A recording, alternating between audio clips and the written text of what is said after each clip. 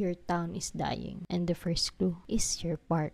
Big cities like Makati, BGC, Pasig, gumagastos sila ng millions to create third places like parks, plazas, and walkable spaces. These spaces are to create belonging, pagkakaisa. Pero ito yung irony. Yung mga probinsya, meron na sila nito naturally. Pinanganak na tayong may open grounds, may spaces to maximize as natural parks. Pero, imbis na i-preserve, unti-unti natin silang binubura. Pinapalitan ng mga multi-purpose buildings na hindi naman fully nagagamit. Ginagawang parking lots yung mga tambayan. What we forget is third places are the living rooms of our community. Diyan naglalaro yung mga bata, nagkakakwentuhan yung magkakapitbahay, at syempre nakakahinga yung mga estudyante. If your park is dying, your community might be next. Ang pinakamadaling paraan para buhayin ulit, alagaan natin, gamitin natin.